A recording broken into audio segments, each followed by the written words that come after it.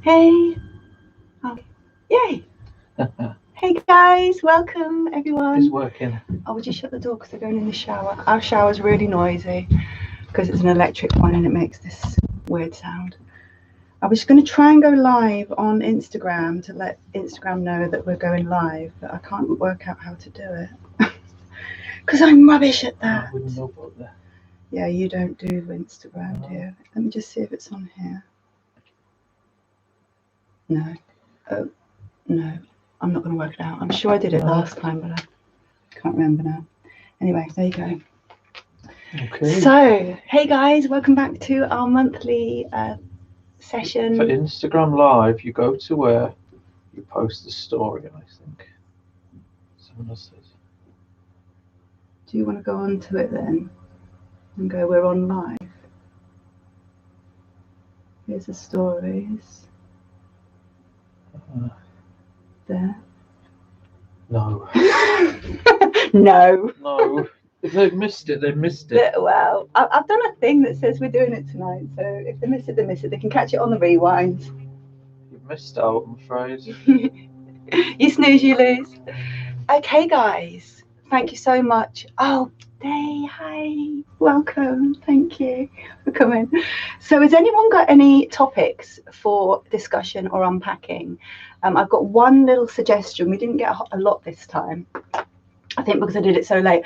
I was watching Lollipop's premiere, and someone said, "Oh, I keep missing your live thing. When is it?" And I said, "Oh, it's every third Saturday of the month." And they're like, "Oh, is that this Saturday?" And I thought, "Oh shit, that is this Saturday." So we just quickly got ourselves together, and I've got a little thing to unpack about living with your partner and creating this dynamic. So it'll be around contracting and relationship, and maybe a little bit again about fitting it comfortably in your family or what have you, so that you can keep it safe and feeling good and celebrated. But I don't know, you tell me what you want to go for.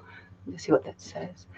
I would love to know how to deal with nightmares that are about the trauma. Yeah, so Messages through, yeah. Are they not? Let me just, one sec. Live chat. And then we'll go. There you are, there now. Live chat. Excuse me. Perfect. Excuse me. Yay. Yeah.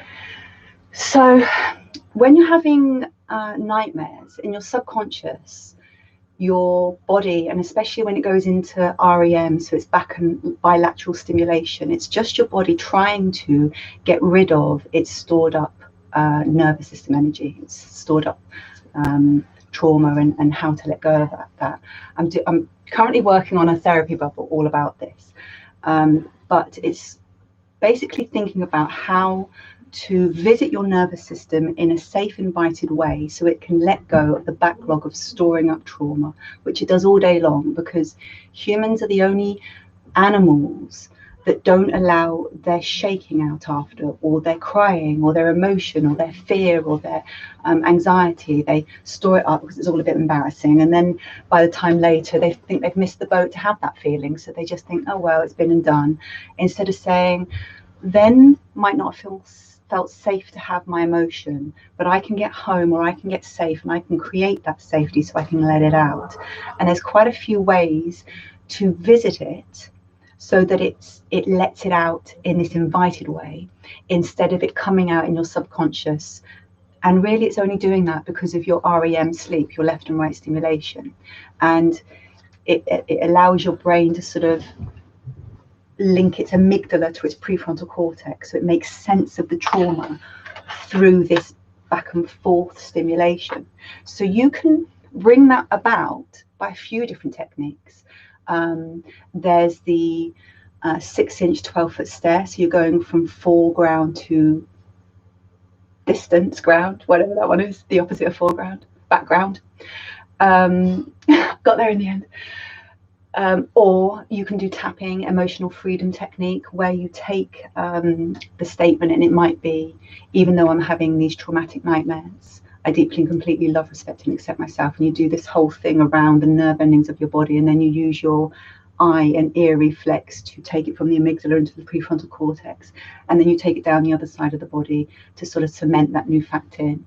And there's another thing called tremor release exercises, where you do these few different sort of static poses to bring on a vibration of the muscles, and then you lay down into this position that just sort of holds it there, and it just allows your body to shake.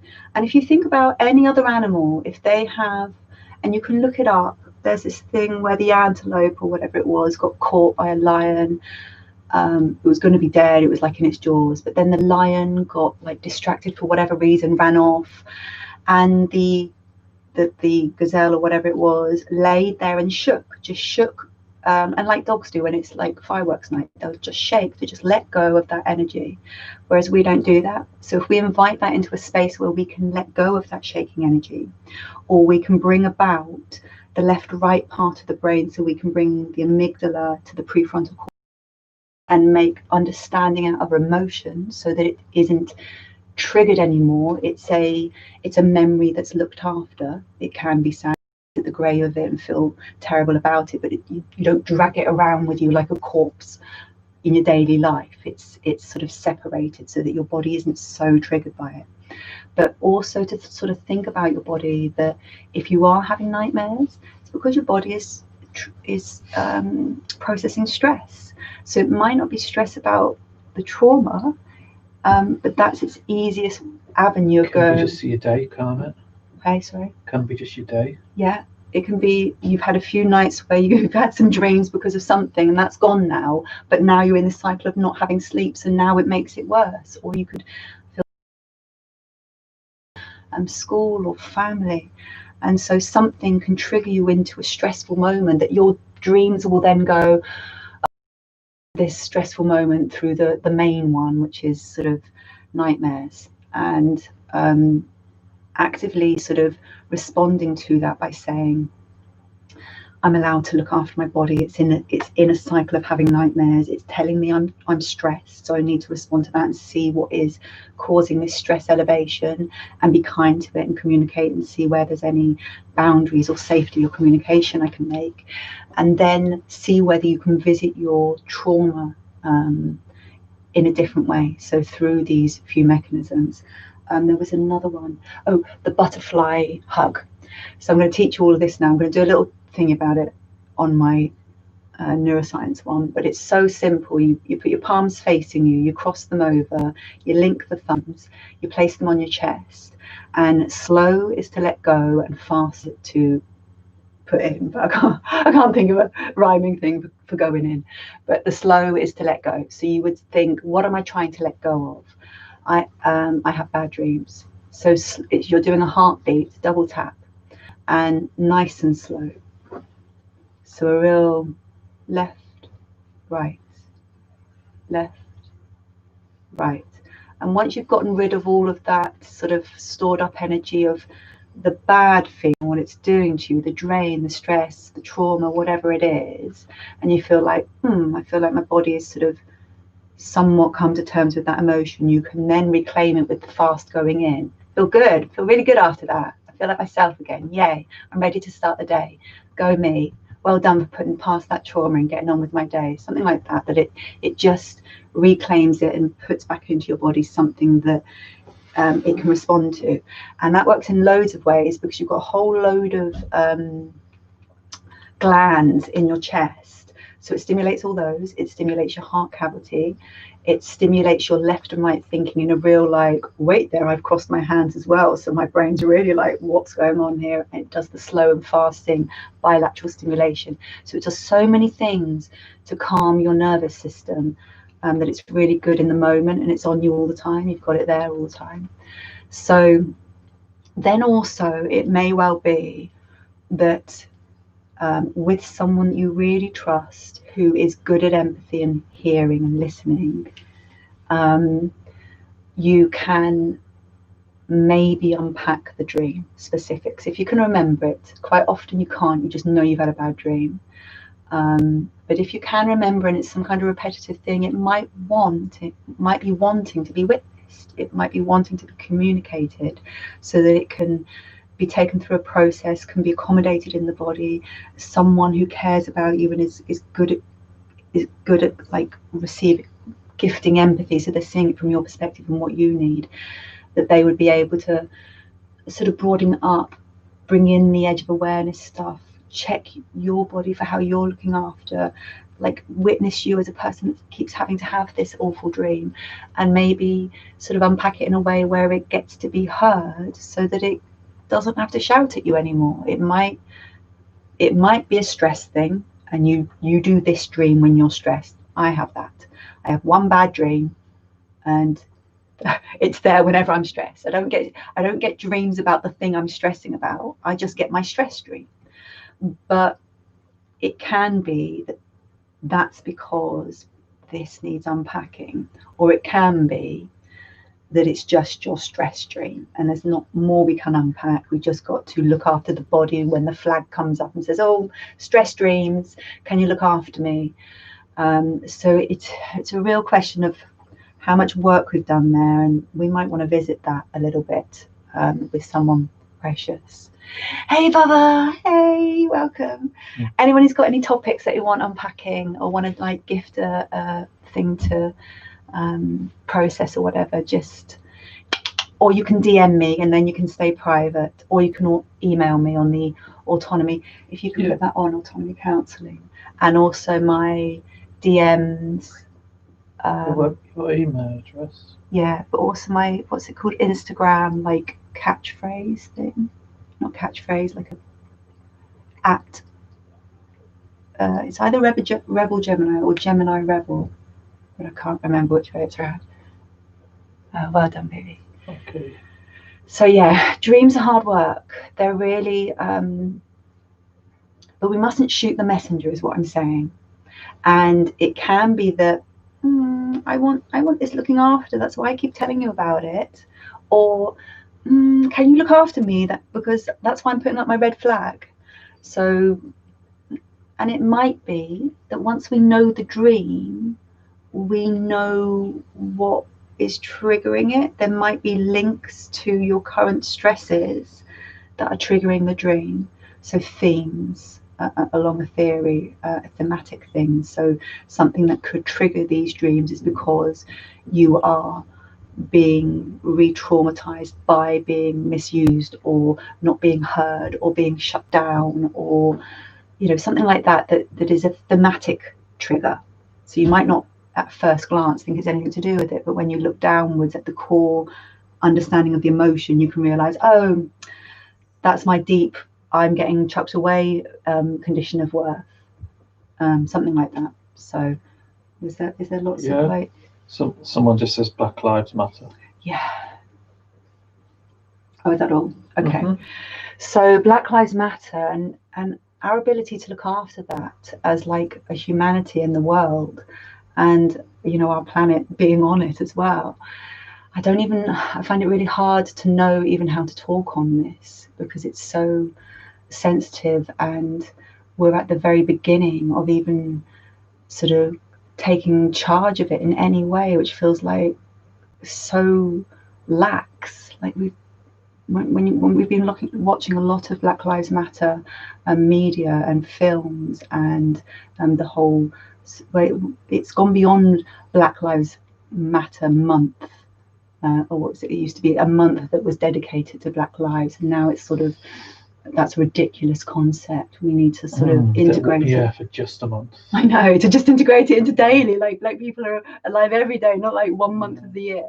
So it's that sort of bringing it into the conversation, and even just being allowed to say, I don't know how to talk on this. I don't know what are still the right words and the wrong words to use. And I've been listening to a lot of Kanye West recently, and like sometimes listening to his lyrics and using the N-word so fluently and thoroughly, and like in all these different ways. Sometimes it's in the bad way, but sometimes it has this, in the song, positive connotation, and that whole like conflict of like even listening to it. I find it difficult, and whether that's sort of challenging myself to go, why am I finding this difficult, and where are my things to work on.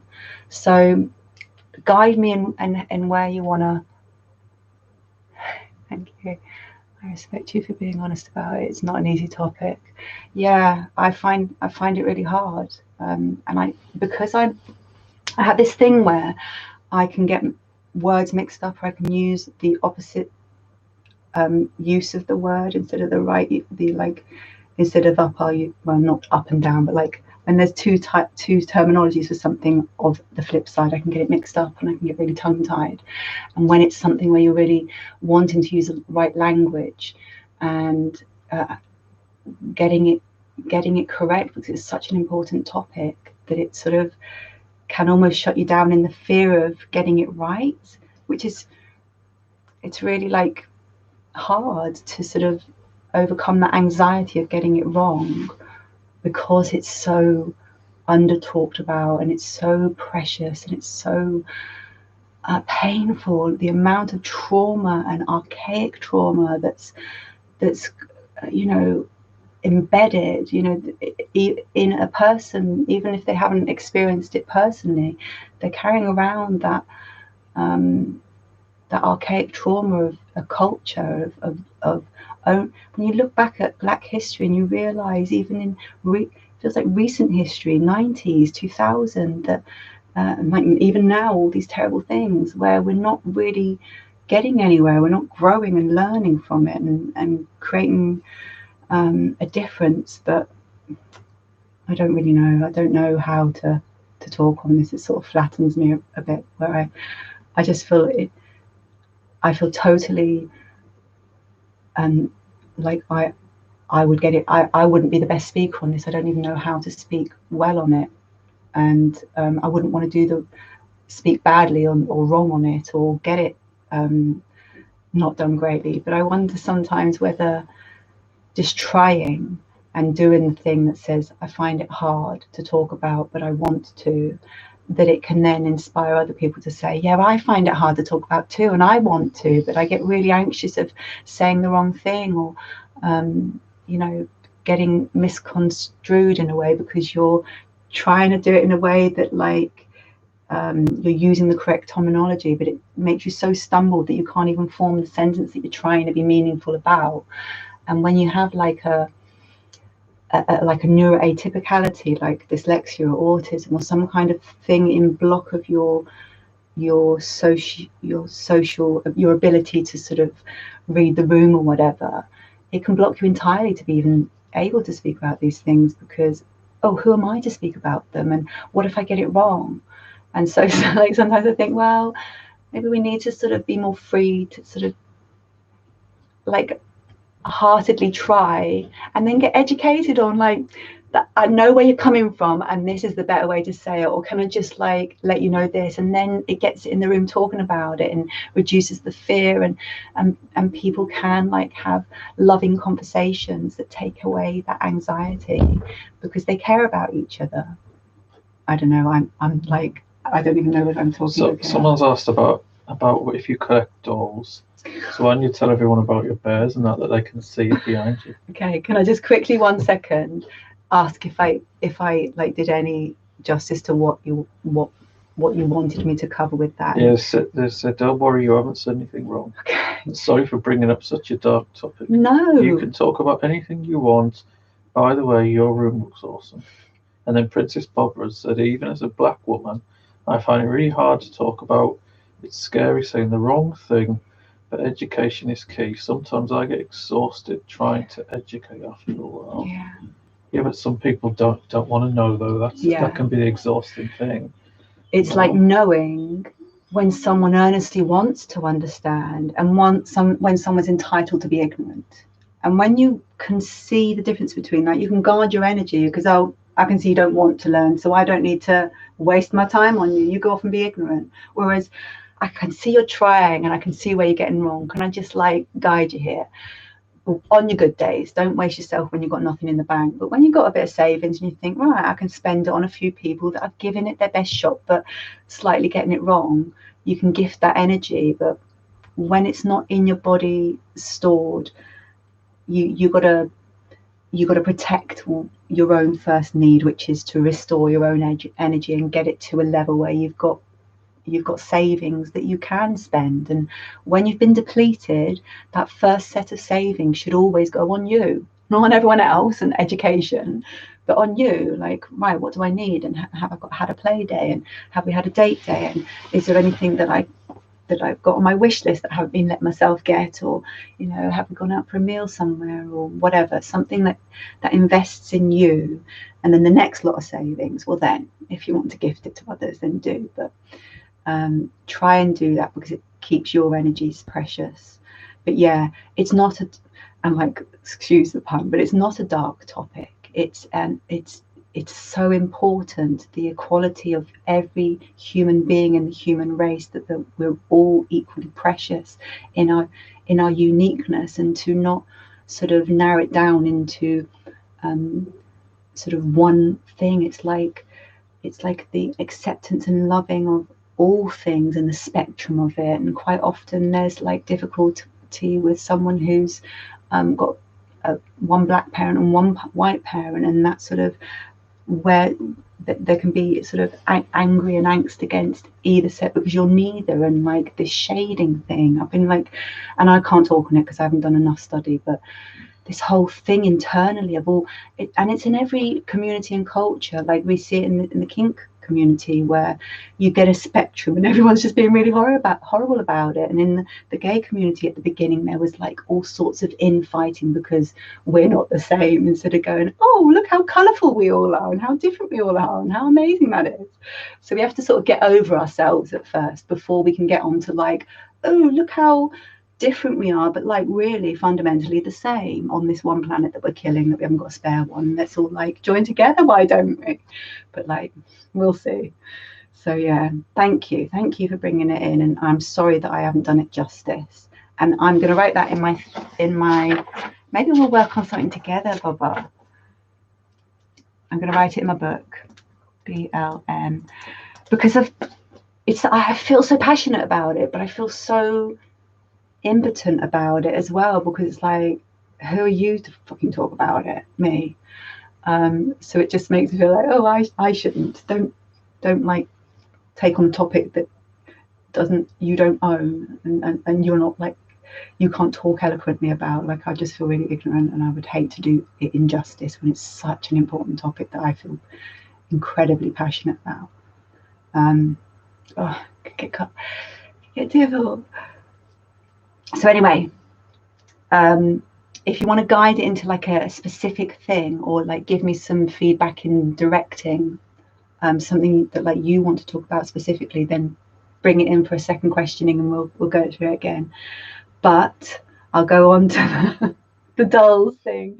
As you can see, I've got like, and this has taken, you know, like 3 years or so to gradually build up, and it's all like charity and vintage. It's something nice about getting something that looks like it could have been yours from childhood, that's just a bit scratty. I just think, oh, I could have worn that out.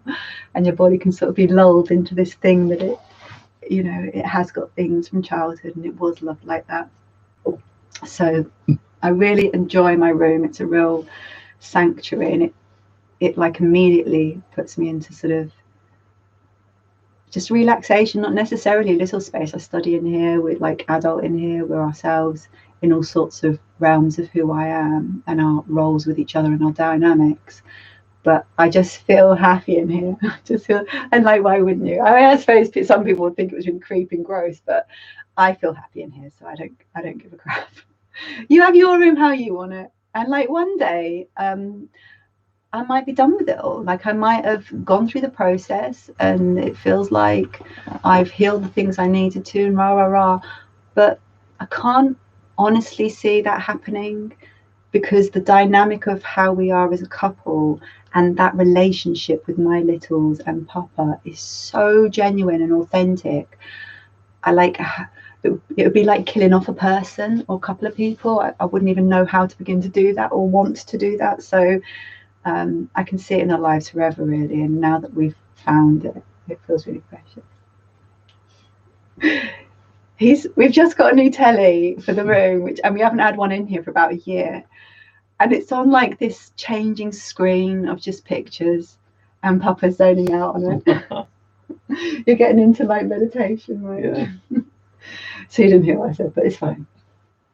So yeah, I've got loads of Care Bears. I've got these really amazing. Let me just quickly get them. These really amazing dolls, ball jointed dolls. Scusi, they're Rudy Doody. I haven't got them clothes yet. And this is like a pewter chair that they sit on. I love it. But yeah, they're so gorgeous. And I might sort of do a craft work, paint some tattoos on and make it sort of adult child part type thing, but I'll see how that goes. But yeah, I do like surrounding my stuff that makes, well, actually I've got given a lot of stuff as well, so these are a lot of gift things.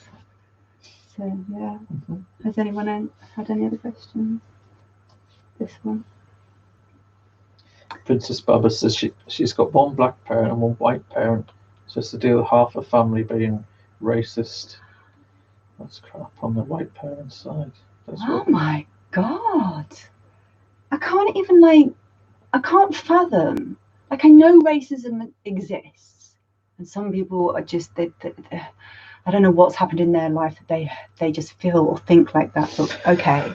But when in your own actual life, you have people that have made a love and a beautiful child and all these things, and you're missing out on real relationship that are actually yours over such a weird thing to be angry about, like skin color. I just can't, that, and to live with that daily pain that just someone is invalidating you and just chucking you away because of, you know, the skin you're born in, or that your mum and dad fell in love with each other, and what a beautiful thing to then make, like, in their eyes, gross. I just like, the only thing that I can say to you is to protect yourself, and I hope that your parents protect themselves from that family that can't accept love and just their beautiful granddaughter or whoever, like different dynamics in that family that are giving you up as a relationship. I mean, that is just such a loss to them, and for you to protect who you are in that, and your parents' love and your view of the world and people in it, into boundary that you are so out of, you know, the archaic, I can't even put words in, I can't even find my words for it, but it's just so imbecilic to have these weird thoughts about people. To protect yourself and to put boundaries down, and to know I'm allowed to not go somewhere if certain people are going, or have a boundary that says this is my trigger word if someone's done or said something, and this is our leaving strategy, or this is how I'd like you to deal with it. If someone is like this in a family gathering, I want them to be dealt with, not us to be discriminated against. Or you protect yourself because you say, look, there's no way of going to have family outings with these people without that, so I don't need it. I'm not going there anymore. If you feel like you have a duty to family, I'm not going to disrespect you or judge it, but I'm not going to put myself through it anymore. And it's a funny thing, you know, a lot of clients have it with their gay children as well. They've got parents who are still really homophobic, like, and then their poor kid that they know is gay, they're just like, you know, that's how grandma is, and like, this is like, am I ready to lose grandma or not?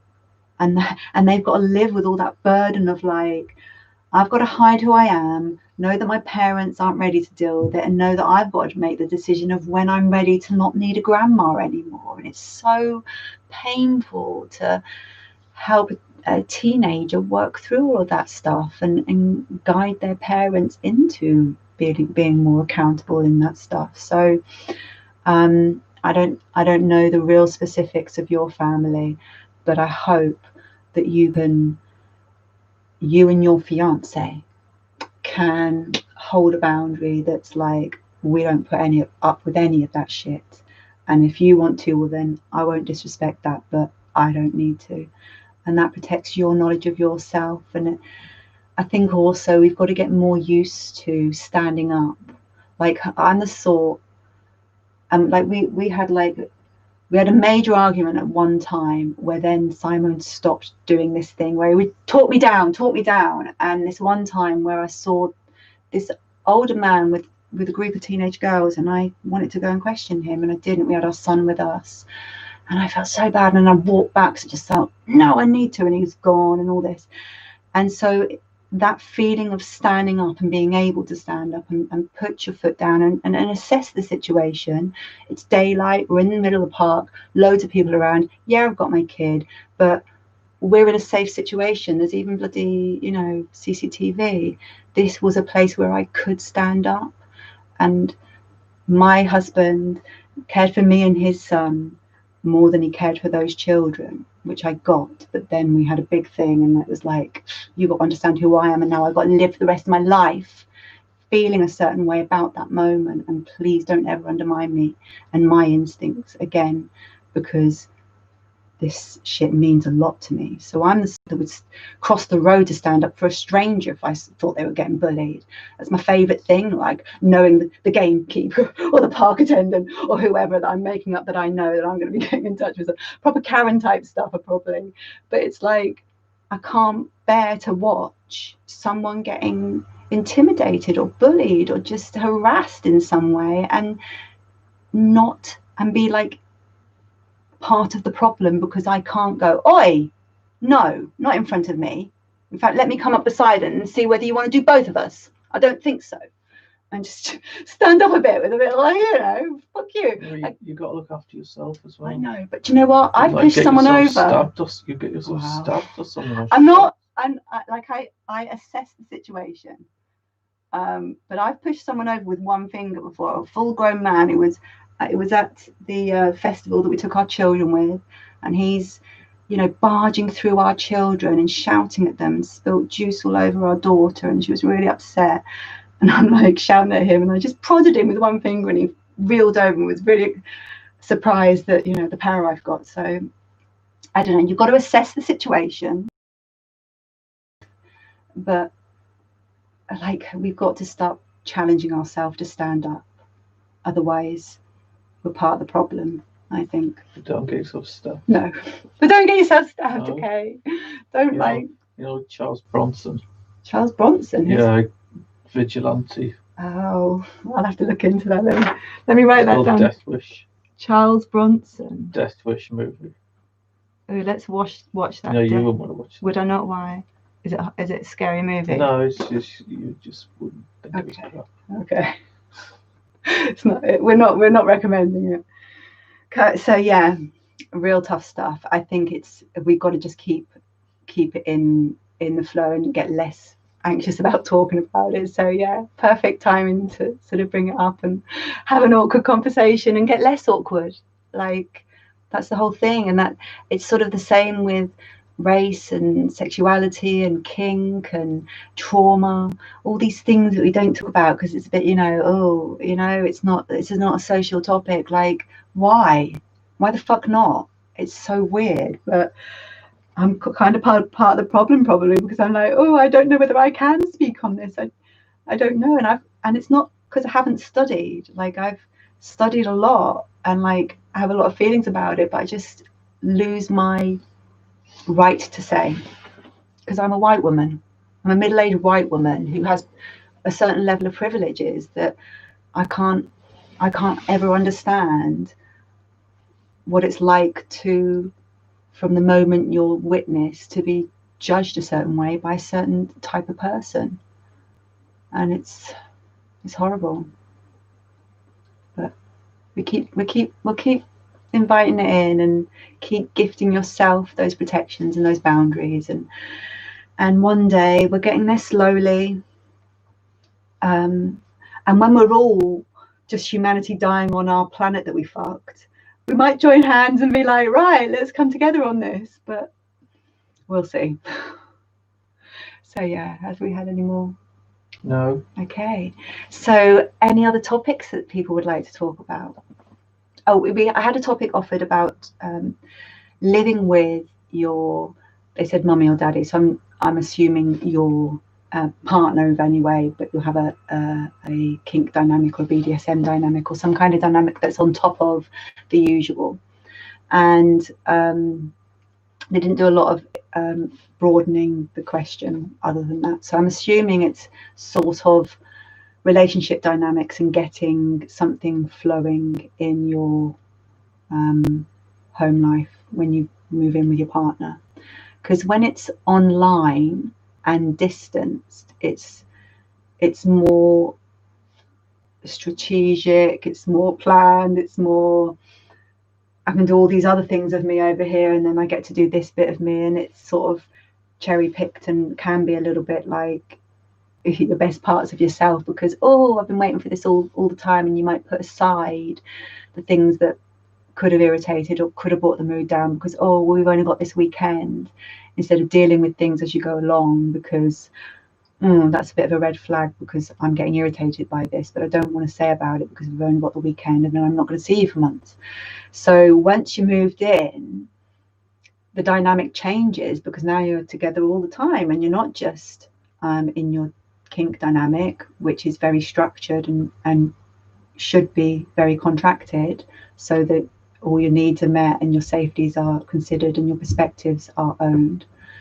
But when you're living together, you haven't got that dynamic. You've got their personage, their worker, their body, their partnership in you, the adulting, whether you have children together or separate, or you've got a blended family, your social construct roles, your duties towards your families, and your different cultures and how you're brought up and how you stress and what your love language is, and how different you are in keeping tidy, and just all these other things that then come into motion that are like, oh fuck, that are suddenly dumped at your feet, that aren't usually talked about in those earlier days, because why would you lower the mood when all you got is this weekend or this night or whatever?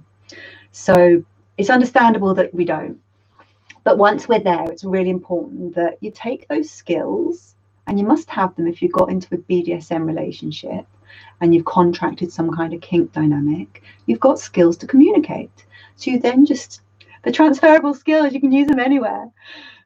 You take them from the kink dynamic and put them into the duties dynamic, or the adulting dynamic, or the girlfriend and boyfriend dynamic that's not that part, or the love language dynamic, or parenting and co-parenting dynamic. All these other things, you're able to put that same communication and contracting and thoughtfulness into all the other things, and they can evolve, because what we used to do, what we contracted as our roles in the home in terms of chores and what things we took on and how we were going to co-parent and all these different things, we talked we continue to talk on, because everything is safe to talk about. We're allowed to always communicate the evolution of what we're working on, and how you are as parents to 0 to 3-year-olds is different from how you are as parents to 16 and 18-year-olds, and who you are as people in your early years and who you are in your 40s is different as well. So you get sort of different stages in life. And I think I had someone ask me about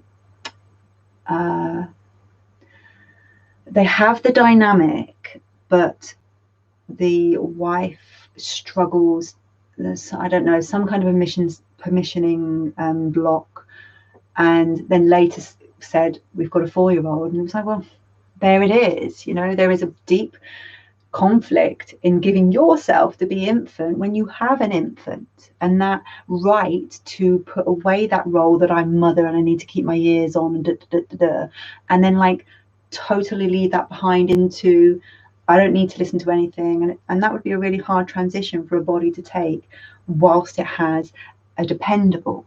Once the kid's a bit older and once they're in bed, and you can switch off because mummy daddy time or mummy time or daddy time or polyammy time is really important. And the best gift you can give your children is a happy, loving relationship, because then they get to see that and hope for that and work towards that themselves, and they get all sorts of life skills from being around a good relationship.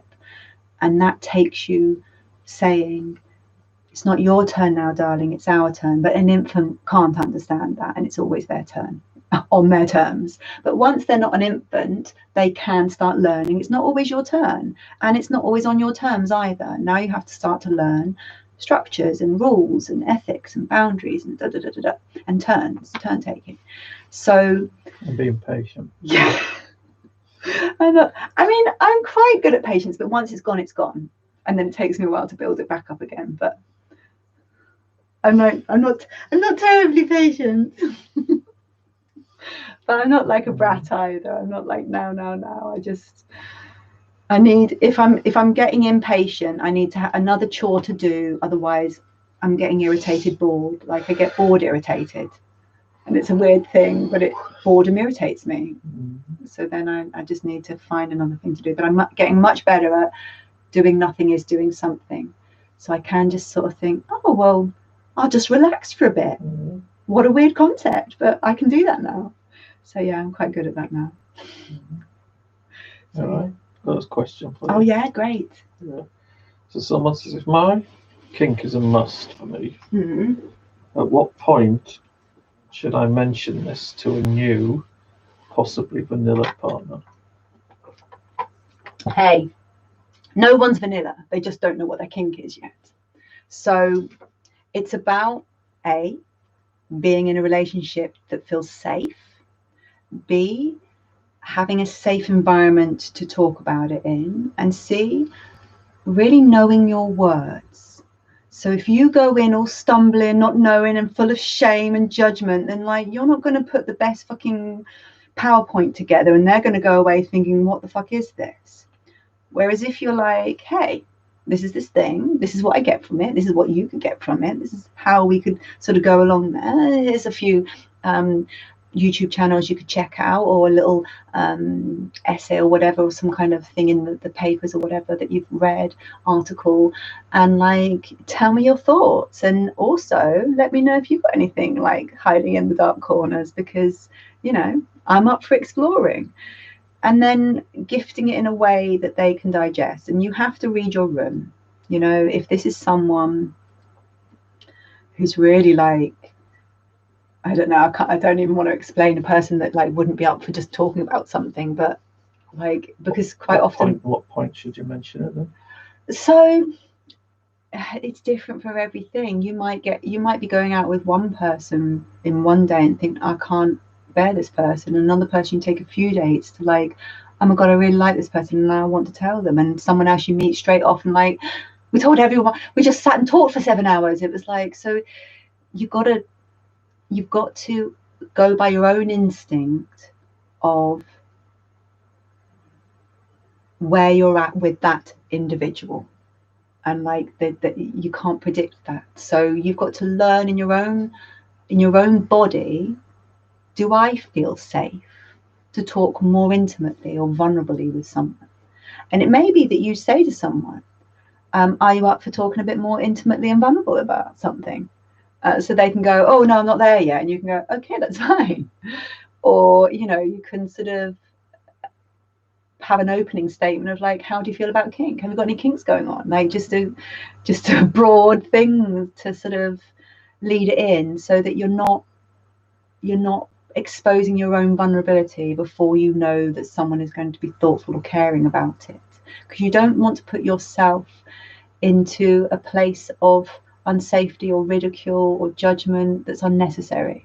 Because why give someone your privacy if they haven't earned that, if they haven't made you feel safe enough to share that with them? And then if they have made you feel safe enough to share that with them and they treat it badly, then shame on them. But if they haven't earned it, then your body will say, shame on you for letting them behind the curtain before they bloody earned it. Stop doing that to me, will you? And your body will feel like, can you protect me a little bit more? So it depends on what you personally have got going on in your structure of self, and how permission you have, and how equal rights you have, and how much right you have to protection and being earned that vulnerability and that intimacy and that privacy, and also how well you are at judging the room. So if you have a condition that makes you a bit like, oh, I don't know what they're thinking, I never know what they're thinking about me, I don't know if someone's flirting with me, they could put their tit in my face and I still wouldn't know. Like, if you haven't got good read the room skills, then it could be a super edge of the thingy statement that just helps you read the room, like doesn't put you all out there naked in front of them with your like butt plug or whatever, but does open the conversation without any direction at you whatsoever. So then you can just tiptoe in and around their comfortability. But I tell you what, the ones that look the shyest, most meek, are usually the most kinky, and they're already there and ready to go. So you mustn't judge a book by its cover. And also, like, people with social difficulty and ASD, atypicality, all those sort of things, that atypicality makes them really kinky. So it's not that they're not kinky, it's that they're not good at explaining it or putting themselves out there or getting over that block that is the anxiety between I can't read the room. Like, it's all there, you just haven't made them safe enough. So it may be, and I say this to a lot of people in my client, as a clients who are my clients, should I say, because they sort of cut themselves off of future things they could have had because they judge it incorrectly. And they'll be like, I quite often have people who are really good at starting conversations, and they really like, oh, and it's always me. But actually, some people are good at that, and some people try so many times and they never send it because, oh, I just can't, for whatever reason, get it over the send button. So they cut those people off, when actually I say to them, what you should do is, if you're good at starting conversation, fucking start them all the time. Like, why would you kill your own superhero power? Because some people aren't good at that. The way to judge it is, I won't gift that energy to someone who doesn't respond. But if you respond every single time I drop you one, then you're just someone who isn't good at starting those conversations. And I mustn't judge that, because that's me discriminating against your difficulty and my superpower, because I shouldn't always be the one that does because I can, when actually, why am I closing down my good thing because you're not good at it? And the social says we should take it in turns in getting in touch. But if it's a thing where, like, you're in a relationship and someone isn't good at getting in touch and it really hurts you sometimes and they have to try and work on that, then communicating that, because I know you're not good at getting in touch, but I need you to sometimes do something that says it's not always me that is instigating it, so I can feel validated by you. But you can communicate that with someone that you've kept those bonds going, and you can get to that point of conversation that says, I know you're not good at it, and I know I am good at it, but sometimes that does hurt when it's always me. So very occasionally can it be you? And they can probably understand that and think, yeah, I do rely on the fact that you're good at it, and I don't challenge my own not good at it. And because you're such a good friend, you're the exact person that I could practice that with, because you're not going to expect all sorts of things from me. You're just going to be really glad that I'm learning to challenge that thing on my block or whatever, my thing that gets in the way of me being me, or me getting in touch, or me joining in, or me being allowed to come. Some people, they won't say yes until you've asked them 3 times, because, well, you might just be impolite the first time, and then the second time you're just a good person, and the third time, well, maybe they did really want me to come. Maybe they did actually like me. So you just don't know, and you could be cutting your own nose off to spite your face and misusing your own superpower. So just like, I don't know, I can't even remember why I've got onto this, what the actual original question was. Oh, yeah. I've rambled on so long. Okay, well, I've got another one. Yeah, go for it. Okay. So someone Holly Jones says, okay, my question was, how do you communicate your needs and wants when you're feeling little, as little side of me really struggles with feeling safe to open up? Okay, so let's split this out, because really your adult part should be doing a lot of dialogue with your child part before it shares it with someone else. And that contracting space should happen between two adults, not a child and an adult. So the two adults should come together and talk about, what is it we're getting from this? What are the triggers? What are the boundaries? What are the red, orange, green? What are the hard no's and the maybes and the definite yeses? What are the things, what are the words that we can use? What are the props that you need? You have like a super thorough conversation in your adult space so that you contract for your child part. If you're not good at talking as an adult, you may be better at writing it or making a Pinterest board of YouTube videos or memes or little listy things, or just stuff that go, read this board, and it's like something like that, but we'll talk more once you've read it. Even if you're not good at communicating it, you must be creative enough to find a few things that can somewhat communicate it. So it's that adult work that you have to do first, and that's why it's this thing, no minors in kink. It's because you need that adult brain, which really doesn't, I mean, you can be 18 or 21, I think, in certain countries to be in kink, but actually your adult brain isn't fully formed till 26. And there's reasons why they say no minors in kink, because your prefrontal cortex isn't ready to contract in those levels of sub and dom, and what those things can trigger or heal. So knowing yourself well enough, having enough sense of self to have the words to then autonomously communicate to another that this is what I need, that's a lot of work. So if you're struggling to do that, then it's self-work, and it may be that you need to get someone that you can talk with. And it doesn't have to be a counselor, it just needs to be someone that you feel safe with, that is empathic and is good at hearing and doesn't want to fix you and do that whole listening, oh, I'm going to make it right for you, but does that, oh, I can see how you feel, let's see if we can unpack this and see where you are in it, and then you gain hold of it again. So try and find someone, maybe, that if there is that difficulty as an adult to communicate your child part, but don't expect your child part to do it. Your child part isn't thinking like that, it hasn't got those communicative skills, and they shouldn't be contracting for you. That's inappropriate of you as the autonomous owner of the body regressing, and also your partner. So if it's a game type thing and you've done all your contracting, then getting communication out that isn't serious and important, that's all lovely, and you're encouraging your little to have their voice, and like my papa is encouraging me to be boss baby and like be able to state my needs without feeling like, oh, he's only just gone and got me something and now I need something else, I better wait, and all those things. Just like encouraging in that little space, use your words, have your say, tell me your feelings. So all of those are good, but the contracting, these are my vulnerabilities, this is the safety words, these are the things that I need if it goes wrong, these are the things that I need to help the little space and encourage it out, and all these different things. Or when you do that, it really gets me out of it, or when you do this, it really gets me into it. All of those are done adult to adult.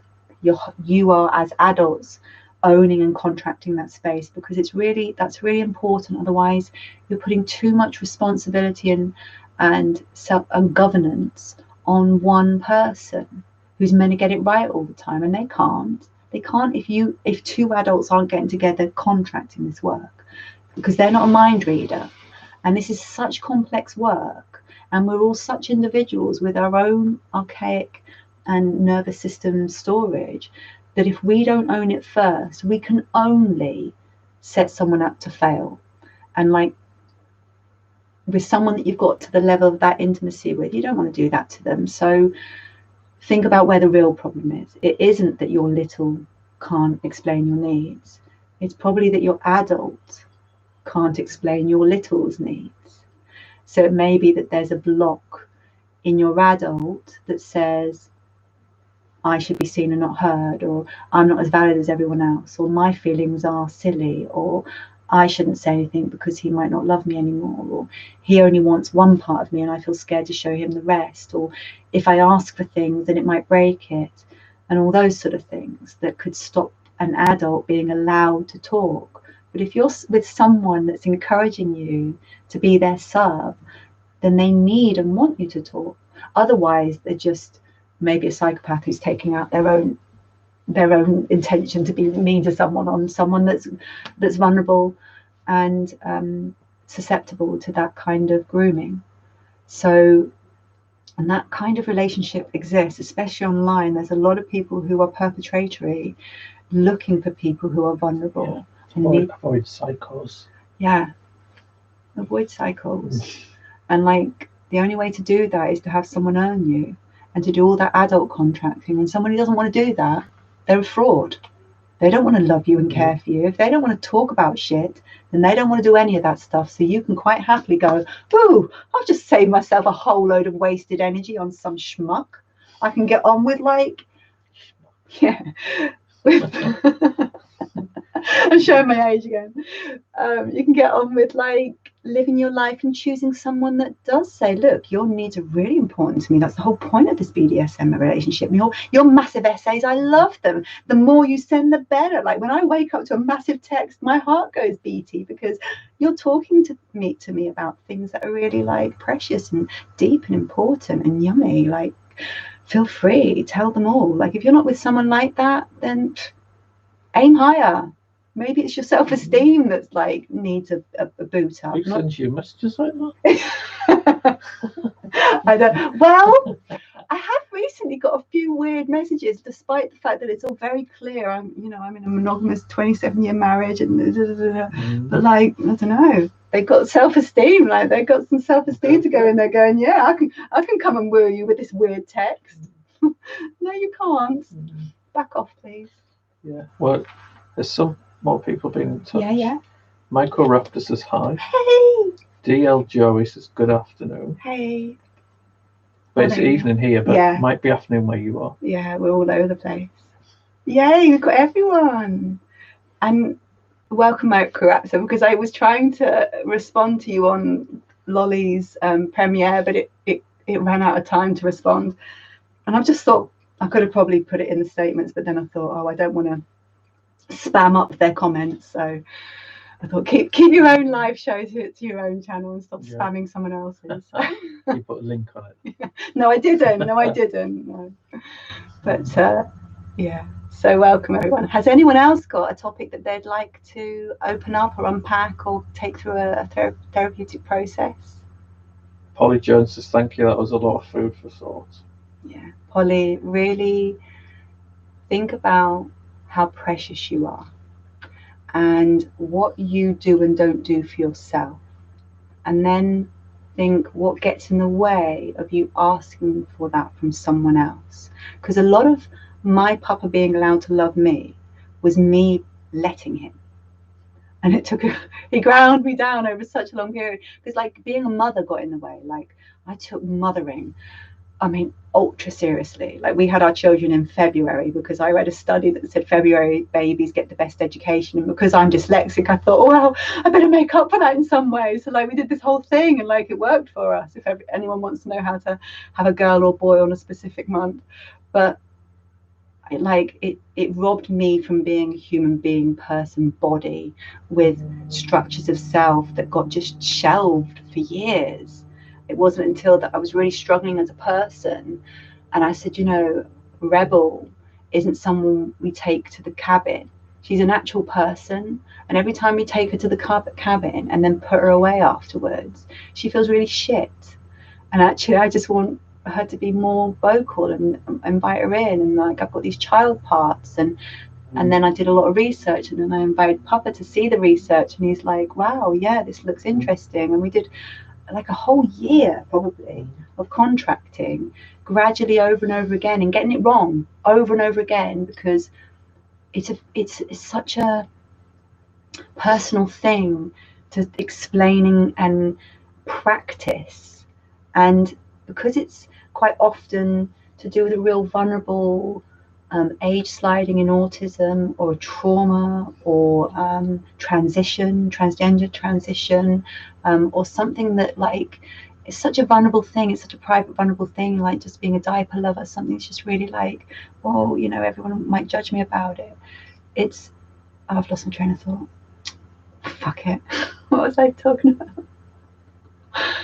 I can't remember. A vulnerable thing. Oh shit, it's gone. I don't know what I was talking about. I'm rambling.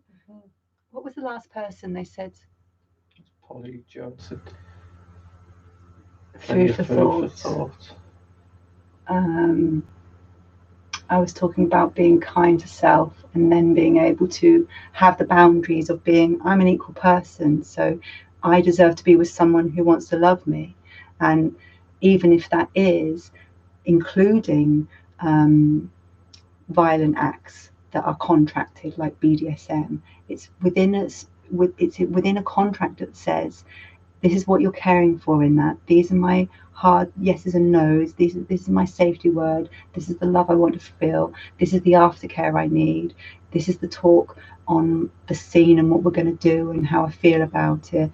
And all those things need respecting and caring and contracting and being thoughtful about, so that they can be gifted. So what you're talking about is spending a year contracting. Oh, there you go. So we contracted so long, and we were getting it wrong lots.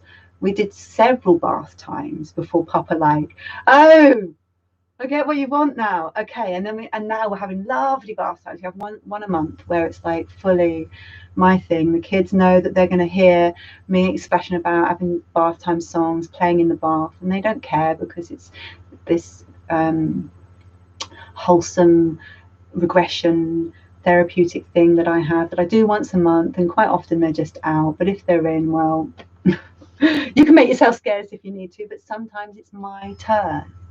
And both of our teenagers, you know, they're nearly 16 and 18, and they're in their own lives and their own selves and their knowledge of self, and we're in that process of handing over their autonomy of They're their not parenting. interested, they're teenagers anyway, aren't they? Well, they care about our well-being, and they love that we love each other, and they emulate that in lots of ways in their own relationships. We're incredibly romantic, and both our children are really romantic, and they're very communicative about their feelings and their needs. So they've learned all these things in this sort of person-centered relationship, and how we give them that equality in this family, and that we're not going to be your parents forever. One day we're just going to be your mum and dad, and you're going to be your parent. You're going to have all your life. It's going to be your own, and you might come to us for advice, but then you'll go, I don't want to take it. You know, and we'll go, we respect you because it's your life. We're not going to be in charge of you, and we're not even now, really. We're handing it over now, and we're white knuckling it through that phase of like, it's their life, and they've got to get to learn how to drive it, and we've got to like watch from the edges, because it's not ours. And one day they're going to be an adult, and they're practicing right now, and they're at the age that they've got to. So when your kid's going out on a bike ride on the road at nighttime in the dark, because he's racing on a team and he's got his lights on and his helmet, you just got to be like, well, I'll deal with my anxiety. And like when you come through the door and I hear your little tick, tick, tick, tick, tick, my heart will start beating again, and it's fine. I just got to live with that shit. But you know, so the whole thing needs a lot of contracting and being allowed.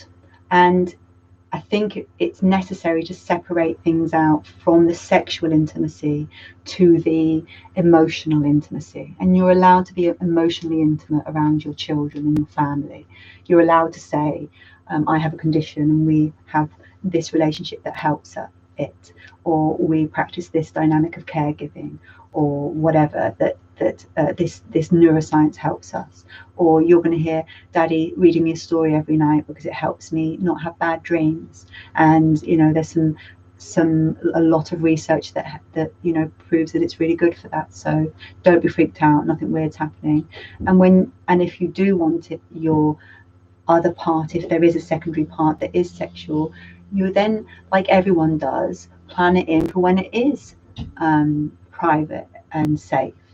and you do go away, or your kids do sleep out, or everyone is on holiday, or they are in bed and they don't get out of bed once they're in bed, or they're of that age where, you put them to bed and they're done, whereas teenagers, you can't ever guarantee they're going to stay in the fucking room. So like, things change, you've got to find your new slot somewhere. So it's all that contracting so that everyone stays comfortable and safe, and you separate those things out. And if you do that, this part isn't ever going to feel wrong in being out, because it's not really anything to do with this part. This part has different clothes, different props, different times that we do it. It has a privacy, it has different words, different language. It's a whole different thing from this thing over here. And if it's kept that way, it's easier to maneuver and to navigate and to share easier, because it's not a gross, disgusting thing that should be shamed and put under the under the rock. It's something that's really clever and fun, and it invests in your life, and it gives you all sorts of things that you never thought you could get from it, and it grows and grows in a dynamic that just can heal all sorts of things. And like, as the caregiver, the dom, the adult of the dynamic, what they get from it so much, and all that ability to be allowed to care and to receive that love and adoration and devotion from your little, and that ability to play and regress with them, because even though they're being the caregiver adults dom, they're having fun, allowing you to play and being part of that and gifting that to you. So it's a real amazing dynamic, and something really good for all relationships, and also family, because if you are having a better relationship with your body, with your partner, with your nervous system, with your sex life, and with your relaxation, then your children are going to be having a better life, because my parents are feeling good and getting on, and they're getting on with their own thing, instead of being too intrusive in your children's lives. You have to sort of trust them to get on with being themselves, and they will self-actualize. Really, all you have to do is maintain a safe environment. The rest they will do. It's about, and obviously feed them and stuff, but the main thing is a safe environment. That Maslow's triangle.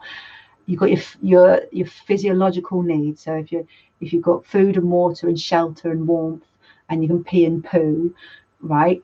Most people can get Basic that. needs. Yeah. And then you've got your shelter, your warmth, your safety, and then your belonging in your relationships and your cognitive needs, and then your transcendence. So it's good to actually look at Maslow's triangle to see where your deficit is, because when you get into robotic mode of being a mother, or being an adult, or being a parent, or being a wife, or a husband, or a homeowner, or some kind of job person, a career person, you've got a profession, you can lose your right to have a body, let alone a body who wants to regress, or have a weird kink, or have a some kind of soothing mechanism that might, to the majority, look a bit strange. Like that ability to give yourself permission when all these other more serious things, and it seems so frivolous, and also it's not wholly invited as the norm just yet, when actually, hate to break it to everyone, but it is. Even those who don't think they have, they're the ones who have the most. The ones that are shouting that they don't probably are in absolute conflict of what their mind does during sex, and they have to be fighting against this, in everyone, because they're so scared of themselves and what their mind does during sex means about them. So yeah, it's all I think a lot of us needs to learn that it's okay to be vulnerable. That's a big part of ABDL and pet play for me.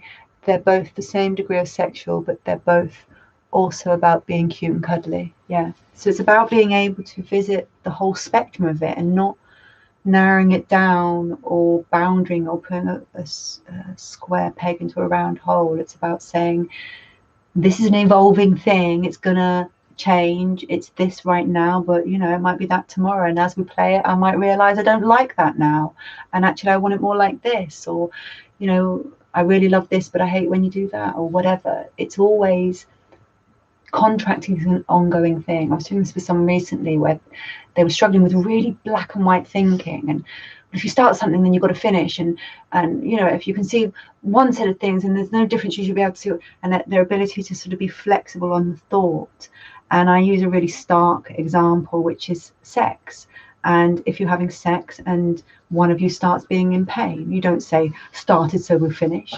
If your kid walks in, kid walks in, started so finish. But parents let themselves in for lunch, started so finish. You know, like all these things change the fact that, you know, you would think that when you started, you'd be allowed to finish. But actually, consent and contracting are an evolutionary thing, second by second, because things change moment by moment. And as soon as your knee doesn't want to do it anymore, well, we've got to change positions. It's not me, you know, deciding I don't like that position anymore. It's my knee telling me we've had enough of that position today. So that contracting and that ability to be allowed, certain people would just carry on, even though, and they would start having crap sex because, oh, my knee's painful, but we've started so we've finished, and I better not spoil it for them. Instead of, and you don't think that other body that you're doing this intimate thing. Yeah. I have to really like be allowed to have a body and to be, I'm good at it now, but it took me a while. You gotta let yourself do that, and you've had to learn that. Yeah. Well, even something like cunnilingus, so going down on someone. For us as a couple, it took us 13 years for my body to say, all right, then I'll let you do that. Not that he wasn't allowed to do that. It was that, oh, well, that's not going to produce an orgasm, so he'll enjoy it for a minute and then I'll stop him and we'll get on to the real things. Whereas actually, my husband saying to me, I really enjoy this really much. I want you to just relax and let me do it and be allowed to have an orgasm. And I was like, oh, all right then. And literally from that day on, it worked because I was allowed. It wasn't his fault or his problem. It was my body's problem that it wouldn't, because it doesn't. My body had already made its mind up, and it robbed itself of this wonderful thing because I was like, oh, it's fine, that doesn't work. When actually I wasn't allowing myself to say, oh, it does work, it just takes time and you're not allowed that time. When actually my husband had to grind me down and take the time because I want to do this for you. This would be a really gift to me, and I want to have this with you. So that permission to have a body and be allowed. Nothing. Is that TMI? Sorry, guys. Is that all right? Yeah. So it's about, you got to follow the thread back and find the real issue. I was going to say where, like, when you'd go for a walk-in and you still kept going, even though your leg was aching. But anyway, yeah. We'd go on mammoth walks and I wouldn't be able to say my back, and I've got a fractured spine, and I would be like, I could turn my head and cry down one side of my face just to let some pain out so I wouldn't spoil everyone else's day, instead of going, I'm in absolute agony that I can't hold these tears in anymore. And my husband would care about that, but like I couldn't. So it was my relationship with my body that was the problem, not my relationship with sex or my relationship with walking or my relationship with my husband. It was my relationship with my permission for my body. So it made it's time to realize it's okay to be vulnerable. Yes. And you know what? Not only is vulnerability the greatest strength, I mean, like, if we could just change the perspective into realizing those who can't be vulnerable are being weak. Being vulnerable is actually such a great strength that, wow.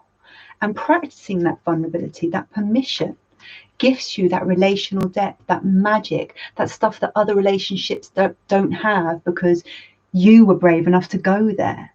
And people get jealous of that because, oh, not all of us can be that here. And actually, no, we're not lucky. We did the work. We turned up every day, and we didn't have some easy marriage. We've had all sorts of the worst types of injury on ourselves, our marriage, our children. But it's the fact that we turn up to that ongoing communication and that right to evolve as people and keep recontracting as we evolve that creates that longevity. Not, I'm not who you're not who I married. Of course you're not who I married. We're 27 years in, and I don't want a 21-year-old boy anymore. Like, I want my 46-year-old man who's had growth and all sorts of things. So being able to evolve with a person and not be scared of that, be able to celebrate and say, oh, you're evolving, darling, tell me all about it. Did you have to look to see how old it was then? I had to work it out, because I was thinking, how old am I? You looked to see if what you thought. Does he look that old? No, it's because I was just about to joke about when I said you're nearly 50, because I thought we both thought you're 47, but actually he's 46. So he's nearer 50 than 40, but he's not nearly 50 because he's only 46. So there's still a few years yet. But do you know what? Left. I think life gets before better. I get put down. I think life gets better as you get older, even though we've been dealt with this horrendous blow right now. You know, our life was beautiful, and it's getting beautiful again. So the older you get, the more you've practiced being yourself. And if you've had the privilege of practicing being self with another who's authentically practicing being self and making an authentic us, then you just can't help but build stuff. And it's an evolution thing that just blossoms. It's prolifically feeding itself. It's self-prolificating. It just does it itself. And so unless some big, heavy external blow happens and you have to start all over again, building everything up, it tends to just keep on blossoming. So giving yourself that permission to locate what you find difficult and work on it, and be vulnerable enough to say to someone else, I find this really difficult. I find it really difficult to give myself permission to stop when I'm in pain. Can you help me with that? Can you help me notice it? Could you recognize when I'm struggling with it and just give me a nudge so I can own it? I can get into that practice of owning it, and you can be a team over it. You can tell your friends, I have a real trouble with saying no. When I say yes to something, can you just check with me whether I really mean yes? Or can you say to me things like, would you like to do this? And can you text me tomorrow so you can have a think about it, so I can learn to practice thinking about what I want to do instead of just habitually saying no and then feeling really crappy because I've overbooked myself, or I've told someone I can do something that I can't do, and now I'm really anxious, or I feel like I'm going to let someone down. So communicating that vulnerability allows people to help, but it also exposes the ones that don't. So then you get this double investment in your life, because you see the ones that want to turn up and are like, yeah, I'll be on your team. Yeah, I can do that. Yeah, of course. Oh, I'm going to turn up and pay for your ice cream from now on, now that I know you'll find it really hard to ask. Of course, I'm going to gift you that because I love your energy and your ice cream and what you give the world. And then also the ones that will be like, fuck you. You always give out free ice cream and I'm not going to pay for it. And don't ask me to be on your team. And then you think, well, I'm really glad I know that too. And you can separate the wheat from the chaff and realize who are the psychopaths and sociopaths and narcissists using and abusing you for your wonderful ice cream, of which takes energy and money and attention and gifting, and the ones that go, oh my God, I'm so sorry, I'm now realizing I've been taking your free ice cream and I value that so much, and let me give you some back payment for all the ice cream you've given me so far, and well done you for finally charging for your amazing ice cream, and yeah, I'm going to buy a bucket every week because I value you so much. So it allows you to. Another question. Yeah. Any tips on how to not feel guilty spending time on myself? Even when I do devote time, I can't shake the guilt, which sort of ruins it. Yeah, so it's not, even when you're able to do that, you steal it from yourself anyway, because you judge and shame yourself and guilt trip yourself, so it ruins it. And that's like, I don't know, a waste of energy, because you've finally given yourself the permission and you won't let yourself have it anyway. And it's sort of like poisoning yourself. It's a really painful thing to do, because you're sort of showing yourself what you could have but still taking it away from yourself. It's like a really cruel, if you would realize it that way, thing to do, especially to a child part. Like, you wouldn't treat any child like that, but you can't help but habitually treat your child part like that, because your adult gets in the way. your adult part projects onto your child part that, oh, this is all silly, and feel ashamed and feel guilty because you should be doing something more important, when actually the most important thing that you can do for your adult part is to have a body that has regulated its nervous system. And this is one really cool, amazing way to do that. And so even if it's not little space, just going for a bath or going for a jog or having a day off or being allowed to take a sick day because you're ill, or being able to say no to people because I don't feel like it.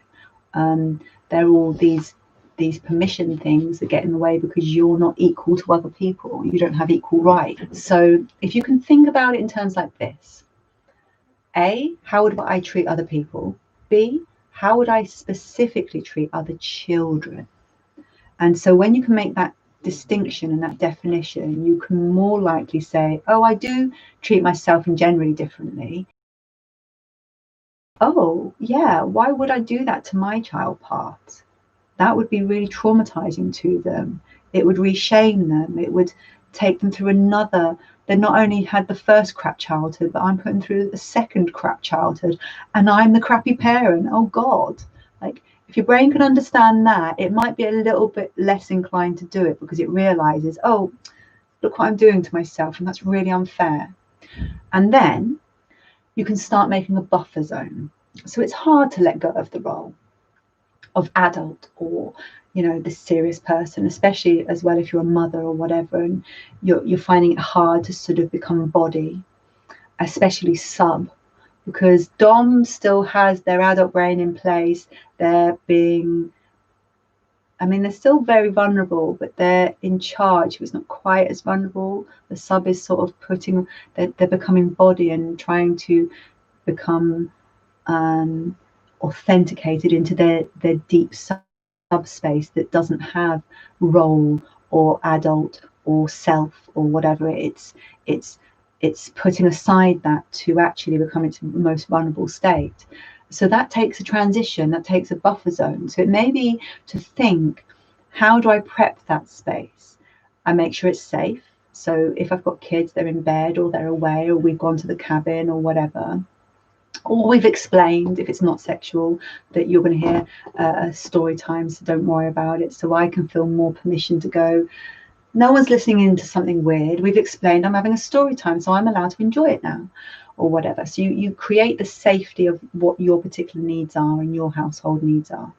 Then you create a buffer zone. So it might be that you start with a shower and you change your PJs, and if you use diapers, a new fresh diaper on, and your caregiver helps you do that, and you start going through a regression thing. Then you go for a story time and you watch a movie that, or some type of cartoon that you like, that just helps you gradually let go of your adult self. But also, and I do this a lot with my daughter, because I don't regress with her. I become this middle space where we're both allowed to be silly, but I am still mama. And so I can regress to somewhat so that we can both be silly, and I can put aside being adult and her parent and the serious one that has to be, you know, responsible, and I can be silly with my daughter, but I'm not regressing per se. And so you can then practice that letting go space with all sorts of people. You could ask one of your friends who has a silly nature, let's go out and be silly. Let's practice being silly where we can just forget ourselves. So that you can practice that let go into the transition. And the more you practice that in a way that's safe, the more your body will trust you. And at the moment, your body doesn't trust you. That's why it's not letting go. Your body's saying, oh, but you always do this, so I can't let go. Or this always happens, so I better not let go. Or wait there, I'm waiting for that to happen because that always happens, so I best stay somewhat here. And that ruins your ability to let go, sub, regress, or get into that headspace.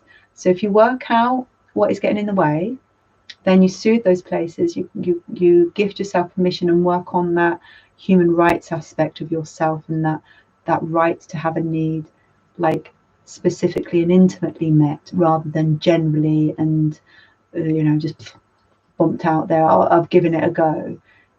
That's allowed in practice if we're gently, thoughtfully doing it.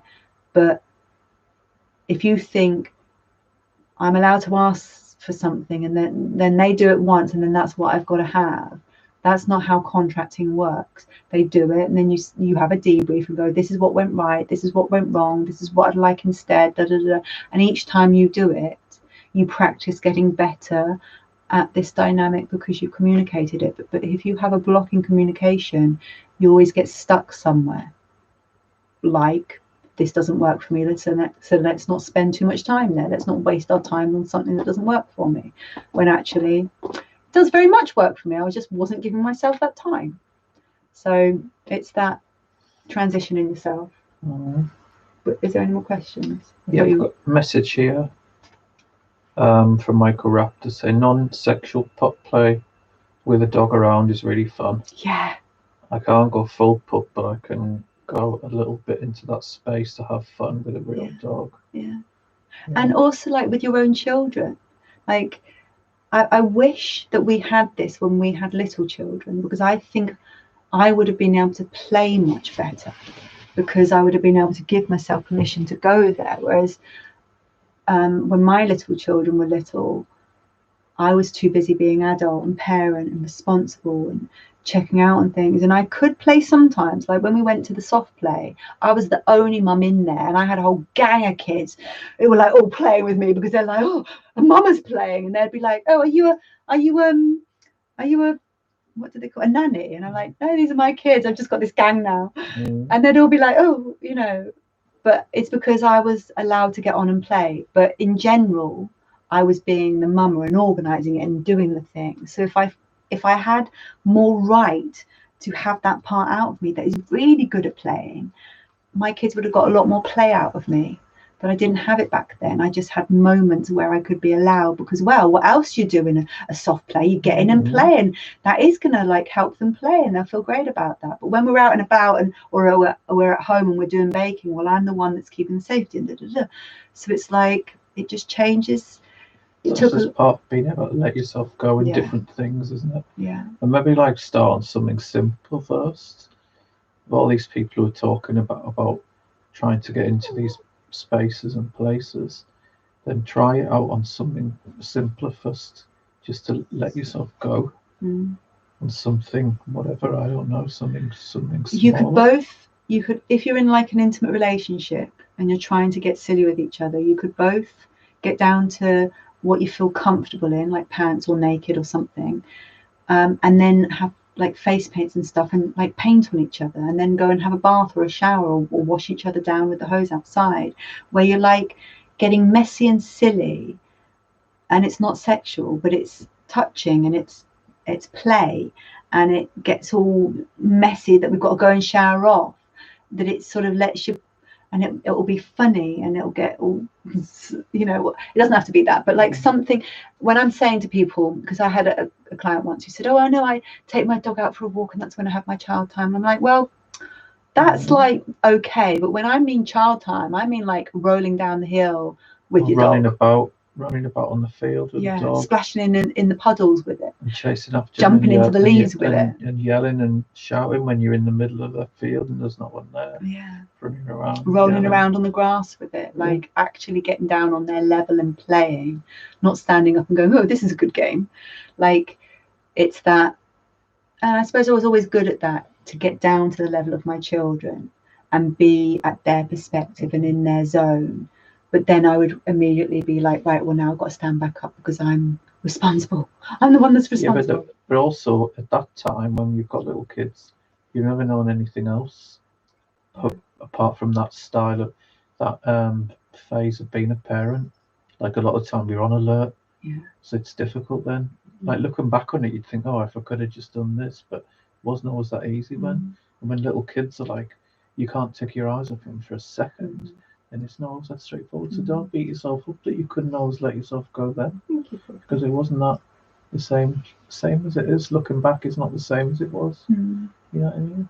And I started my counselling when our kids were still infants, so before they were 6, and so I'd had enough counselling to realize my difficulties and start working on them. So really, they didn't affect our children on the whole, because I was able to go, oh, this is my thing, this is my difficulty, and this is where it comes from, and I can now look after that or communicate it or adjust it and know what the thing is. So I was able to sort of get to the point where I could be more relaxed with them fairly on in their life.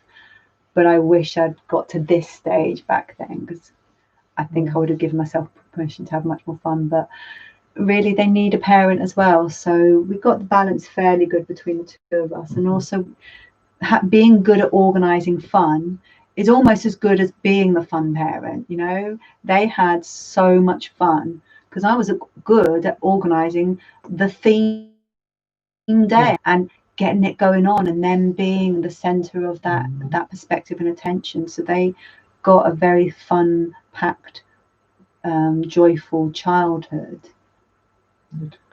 I did all right. I've got another question from Polly James. Okay. Did you make your blankie? Blankie? I don't make any of the blankies. I've got arthritis in my hands. I've just had to give up my chiropody career as well. Which blankie is it? This one here? I think it's the knitted ones. My favourite carry around blankie at the moment is my yellow one, but I think I've left that downstairs. So I buy knitted blankets from any charity shop that I can, because I just love them. I just think someone has knitted that, and like, if it's got mistakes in it, even better, because I think, oh, they've like really tried, and this is like a homemade thing that was made with love for someone they loved, but they just don't need it anymore. So that love, I feel like, is transferable, and so I buy them and I put them in my little boxes if I'm sending off parcel. But I also feel like they're only about £2 off the time. Yeah, they range. The bigger ones are usually about £10. Then the medium ones are usually about £5. And sometimes you'll go to a charity shop and they're like £2 a pop or £1 a pop, and I'll buy the whole lot because I'm like, oh, bonanza. Yeah. So yeah. And on Instagram, someone has got in touch. They've got quite a few questions and that, so I was thinking we would save that for next time because there's quite a lot to talk about. We're up to 90 minutes, which is what we usually do on the thing. But if you and then I wouldn't want you to have to rush through it, because I think the time is nearly up. Okay, so let me know what is that on Instagram? Yeah. Okay, what I'll do, I won't say the name out loud because I want it private, because they've done it through Instagram. We're at the end of this session. What I might do is either do a therapy bubble about that, or we'll start the next session beginning with this. So if you're watching you're on Instagram and you've sent a message in, we've got it. Here. It's going to be the #1 topic for the next session. So there's nothing else on here. The blankie has a history. Yes. Yeah. My last question is, did you make your blankie yet? So yes, that transferable love and history, like any of the dolls or whatever, you can just think, God, someone's really loved that, and now I'm going to absorb that love from. Everything has a vibration in it, and I think it stores things up. Just give them a good wash. Yeah. What I do is I could put them on a nice low cycle with just Lenore, and it just fluffies them up and smells really nice, and it just cleans them, but just not too hard. So anyway, guys, thanks for an amazing session. I really enjoyed it, and thanks for turning up and everyone offering their comments and their questions and being vulnerable. And like, the take home thing is, vulnerability is amazing. It's a gift. It's a precious thing. It's an honor. It's something to witness, and everyone's got it. And it creates relational depth. It authenticates things. It creates deepness and genuineness and relationships and connection, and it just makes everything better. And if you think about vulnerability as empathy, I'm showing you my most sacred private things, and you allow that to be earned through someone that's empathizing that, I'm going to be precious about this. then you'll protect that more. Michael Raptor sent you another message. Mm. I think we need to save that one too, because that would probably take quite a bit talking about. Yeah. I really love breastfeeding, but if I'm with a daddy, that would be hard to provide. Don't know how to do that. Provide to a. You love breastfeeding in terms of you've got a child, but if you have a daddy that they would want, send me a more detailed thing so that I can understand a bit more of the interweave, and we'll start the next. So you've got a couple of really good juicy things to start the next thing with. So thank you so much, everyone. We're going to close down now. I'm going to do a bit of research on these questions, and I'm going to do a bit of back and forth to get them a bit more meaty and understand the spectrum, probably stretch them up a bit so that we can include more people in the discussion, and we'll start off again next month. Okay, so and then Ruthie and Polly said thank you so much. Michael Rupp says bye, and then we'll catch you next time. Yay. Thank you so much, everyone. This has been an amazing community chat, and if you want to get in touch in between to send topics or the email's in the comments. Just let us know. You can send personal private email. And we've got a couple of things to start our next one off, which is really amazing. I'll do a bit of stuff in between and get something ready. But thanks so much for everyone tuning in and staying with us and being part of this amazing chat. It's all about you. Yay. Well done, everyone. Okay. Yeah. Okay. Thank you. Bye-bye for now. Thanks, Dad, Papa. Bye. Okay. Bye, everyone.